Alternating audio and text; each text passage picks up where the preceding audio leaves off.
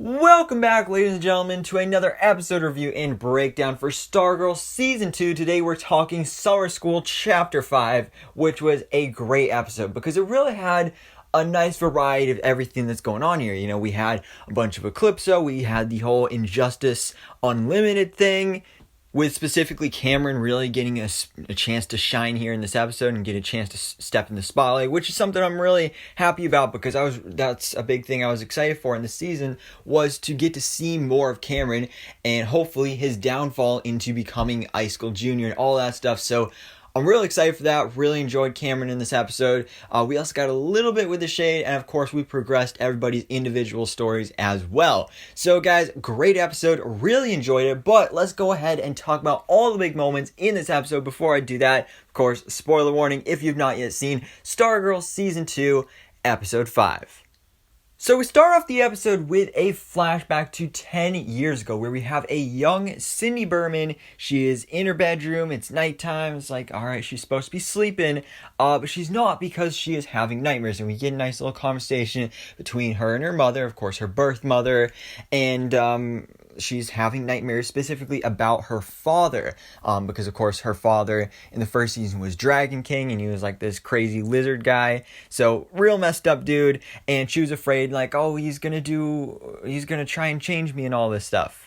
But of course her mother's like, oh, he can't get to you, it's gonna be alright, just go back to sleep. So then she does, but then in the last shot of this scene, you can see Dragon King does indeed show up, and that of course leads to her eventually, getting the shiv in her wrist, forearms, whatever you want to call it, and basically becoming Wolverine but with only one claw, and then ending up eventually killing your mother. So that's how that whole thing happened there. But then we wake up with Cindy Berman in present day, where she is currently, of course, locking down her targets for this new Injustice Society team known as Injustice Unlimited, and we know she already got Fiddler Jr. and Sportsmaster / Tigress Jr. with Artemis Croc and Isaac Bowen. So now she has her sights set on Cameron Maken, of course, the son of Icicle, the main villain of Season 1. So I really love this part here because as she's like getting ready to go over and talk to Cameron, you have, of course, his grandmother, Icicle's mother, show up and basically threaten Cindy. And on top of that, we find out that she also has powers as well because she's got the cool ice breath and her eyes changing and everything. So interesting to see that like maybe it's like a family thing that's been passed down from generation to generation, that like even they had the powers too. But as you know, Cameron is of course hard at work on this mural that is going to be in honor of his father in the middle of Blue Valley. So he's working on that here, and he is actually making a picture or a drawing or a painting on this mural of his father, of course, Jordan Maken. And there's this part here in the scene where he kind of pauses and looks up at the image of his dad and says, "Hey Dad," and then all of a sudden just this like cold breeze blows by. And this could be one of two things. One, it could simply just have to do with everything that's going on with Eclipso and the weather changing in this episode, or I have a feeling like that's a bit too much of a coincidence that he said, "Hey Dad," and then all of a sudden a cold breeze blows by. Because I have a feeling Icicle is alive. That was a big theory I had after Season 1, because yes, Icicle did supposedly die, but did he though? Because he got hit by Mike and he shattered into a bunch of ice cubes, but we never saw what happened to those ice cubes. Did they just melt? Did he, like we don't know for sure if he can maybe reform himself. We really don't know for sure, and I do have a feeling that possibly he is still alive, and this was maybe him sending a few signals to his son in this episode. And I don't know if he's going to return this season, but I'd love to see him return in a bigger role for next season, and just to help progress Cameron's story. I think that'd be awesome. I mean, the actor was amazing, so love to see the character back, and I have a feeling that that is what's being set up here in this scene. But then following along with Cameron, once again, he goes back to the school to get some more art supplies to work on the mural, and he runs into this teacher that we've been seeing throughout the past couple episodes, and he drops his journal, and the teacher sees all these drawings of Courtney. So we know Cameron, his big thing is drawing, and usually it's like flowers and like, still objects, but he started recently getting into drawing people, specifically Courtney, because, he has a crush on her. And I don't blame him. But the teacher guy basically tells him to shoot his shot. So that's something we see later on towards the end of the episode. But meanwhile, Cindy actually confronts him in the art room. And I love this scene because he actually stands up to her and like he does not like her at all. And of course she's here to recruit him for this team. But clearly, yeah, like she didn't even pitch the idea yet and he's already against it because he just hates her that much. And then the teacher guy walks in again. And then after Cameron leaves, it's just Mr. Bassinger and Cindy in there, and she full-on eclipses him. So she pulls out the black diamond and basically lets Eclipso corrupt him, and then he goes on this downfall throughout this episode. Where he's fine at first, but then after a while he starts coughing up blood, and then you see that his eyes turn purple, and he's just ended up in this trance of Eclipso.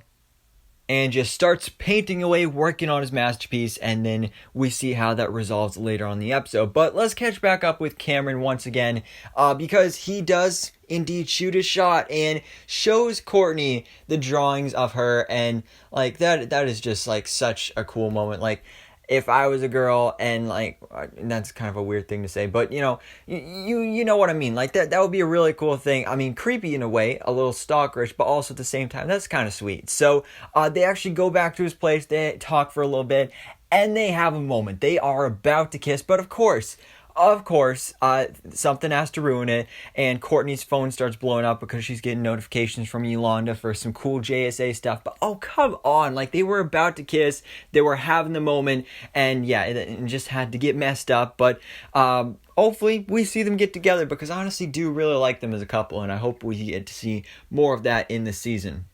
But duty calls, I guess, so she and the rest of the JSA suit up and head over to the school where they find some of these paintings that Mr. Bassinger has created, and it's a bunch of paintings of the Black Diamond. And then all of a sudden, Eclipso's powers start taking full force on the JSA here, where they start seeing things. So Yolanda, she picks up a painting and sees the face of Brainwave. She has a panic attack and hears the voice of him and everything. So we know, of course, she's continuing with her kind of PTSD from murdering Brainwave last season.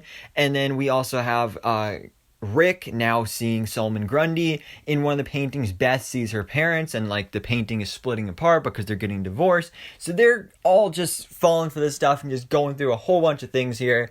While meanwhile, Courtney is not really affected at all, and she is able to find Mr. Bassinger and uses the cosmic staff to basically disable Eclipso's hold on Mr. Bassinger and saves the day, and he's all good and everything. I mean, he's still talking a little weird about his muse and everything at the end, but he's good, he's alive. Probably's got to go to the hospital or something, but you know, he's good for now. And then we get a few conclusion things here in the episode. Like, we do see Beth actually confront her parents about the divorce, and yes, it is true they're getting a divorce, but they're still avoiding it. That's something I don't like about it, is like, as soon as they bring it up, her mother's like, oh, I gotta go to the hospital, I'm gonna be late, so we'll talk about this later. I was like, they keep just putting it off. Like, that is bad parenting right there. It's bad enough that you already didn't tell her about it in the first place, but then when she does bring it up, you just not ignore, but like just push it to the side. Like, you're just trying to avoid it, and that is not good parenting skills right there. To take notes, people, because that is what not to do. But then we get some big stuff with the Injustice Unlimited team here, where we have a full-on meeting again with Cindy. We've now got Artemis and also Isaac as well, and basically, Cameron is off the table. He has no interest in joining the team, so he's not an option anymore. But they do still have Mike, so that seems to be something they're going to be going ahead and trying to do in the next episode, because based off the promo, next week's episode is going to be a big Injustice Unlimited episode with everybody suiting up and everything. So that's going to be really cool. And again, I'm like, as I mentioned before, like, it's going to be really interesting, like, how and why they're recruiting Mike to this Injustice Unlimited team. And I'm really excited to find out about that. But our final scene, our cliffhanger of this episode, again, is with Cameron, where he's still working on that mural, and suddenly his hand gets like super cold. So he drops his paintbrush, and you see that when that brush hits the ground, ice starts to form on it. Because, of course, he does indeed have powers. That's something we found out about actually last season when he blew out the candle on, I think it was a cupcake, on his mother's birthday, and you saw the ice breath from him. So now you see that his powers are starting to develop even more and more as we go on. But since he didn't join Cindy's team, I'm interested to see like where this is going to go. Is he still going to become a villain like he did in the comics? Is he just going to be like a solo villain, or will he eventually join the team? Is he going to like find out that Stargirl is responsible for his father's death and like then join them or something like that? Or is he going to be a more heroic character? Because, you know, he does seem like a very pure character, but all it takes is one bad day for things to go downhill. And again, who knows where this is going to go, but I'm really excited to see it. I'm loving all of this Injustice Unlimited action that we're getting in Stargirl Season 2. But guys, what do you think about this brand new episode, Episode 5 of Stargirl Season 2? I really enjoyed it. Super excited for next week's episode. But for now, guys, thanks so much for watching. Please drop a like if you enjoyed this video and hit the subscribe button so I can keep up to date on everything that goes on in the DC life.